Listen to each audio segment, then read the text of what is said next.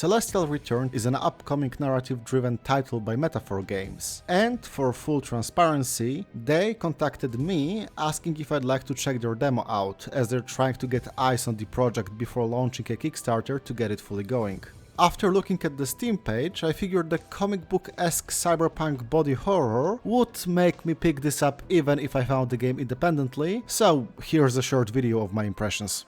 Celestial Return takes place in a world not unlike Shadowrun, with invasive technology and paranormal phenomena existing side by side, to the great displeasure of both sides. So you have gangsters with full body augmentations having a turf feud with a cult of some dark god, or a detective with cybernetic peepers partnered up with a sassy clairvoyant flower.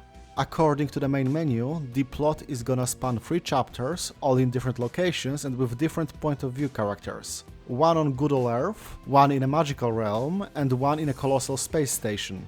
I'm not gonna lie, if that's one continuous narrative connecting all these characters and locales, that's intriguing. But as far as the demo is concerned, we only have a small glimpse into the life of one of them. Detective Howard is a cop working in the paranormal department, in the middle of working a case of string suicides, which may or may not have something supernatural connecting them. And as it stands, he's hit a wall. But then, he finds an envelope stuck in his office door, with Polaroid photos of the victims inside, one of them seemingly taken right next to a nearby industrial ruin. When investigating the location, Howard comes face to face with an aspect, which is basically the in-game term for sentient ghosts, that pleads with him that its kind is hunted and exploited by the city, and that there may yet be path for peace between humanity and these geists. And the demo ends, a short snippet of what the devs are working on, throwing a few mysteries your way and pretty much nothing in the way of answers. Maybe 20 minutes of playtime in total. Presentation-wise, the whole thing is gorgeous, no two ways about it. I'm a huge sucker for the vibrantly screwed up vibe of everything, both technological and supernatural. The former looks like something from a Phyrexian card in Magic the Gathering, the latter like a concept barely maintaining a physical form. Music-wise, there wasn't much for my tone-deaf ear to latch onto, but nothing seemed jarring or out of place either, so take that as you will.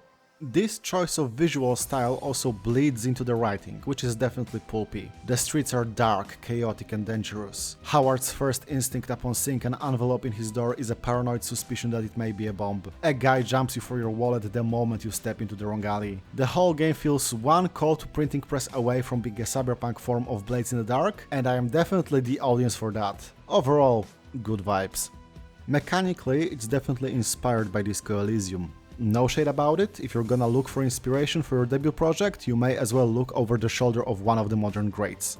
It has a near-identical text box with the portrait of the character speaking right next to it. It also has certain facets of Howard speaking up from time to time. This is a less complex matrix than in Disco, as our detective has 5 sides to him. Perceptiveness, cold logic, moral virtue, impulsive thoughts, and anger issues. Each has 3 tiers, with the demo also giving you 2 points to spend to play around with. In general, it seems that the investment doesn't really affect how often they speak up, but rather how intensely they do. Level 1 anger issues suspect the person who left the envelope is still around and poses a danger. At level 3, it outright cries for blood for this mildly inconvenient surprise. The game also has die rolls happen in dialogue, working quite similarly to the Disco system. Rather than have a 2d6 roll, Celestial Returns opts for 2 4-sided dice going from 0 to 3. So a minimum roll is 0 and the maximum roll is 6. Before each roll you are informed of what you need to hit to succeed.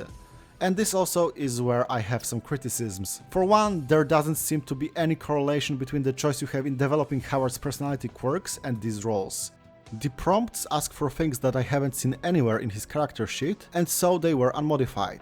If these are other mechanics that will be added into the game later, then fine, but given that the demo should serve as a vertical slice of the game, I find it a bit silly that we didn't at least get grayed out boxes. And if it's always just gonna be a raw roll, I don't know how to feel about that either. The entire point of randomness is to influence it with choice. If there is no choice, rolling for anything feels dirty. I don't mind if the game is just a visual novel, I'm here for the world and the presentation of it. No need to add frustration points of random chance to the mix. I rolled my eyes a bit when the hard difficulty for a roll was called Beast Mode, but I have to chalk this up to me being a decrepit old fart whose only Beast Mode is sleeping through the entire winter like a bear. I also think the game is too earnest. To go back to the comparison with Disco Elysium, when you read the description of Half-Light, you may think, being a cop is dangerous, I should have my guy be sensitive to danger, only to have your stomach sink as it tells you to kill a child for disrespecting you. Turns out, most of the job is talking to people and not being shot at. Congratulations, you fell for propaganda and now play the worst kind of cop imaginable. There is no such obfuscation in Celestial Return, and frankly, I don't know what would compel a naive first-time player to put points into anger issues or foolishness.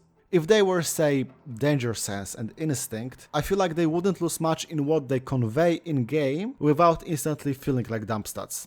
Similarly, the smart boy facet goes from intelligence to rational to gigabrain, and the second one feels odd, as it's an adjective and not a noun.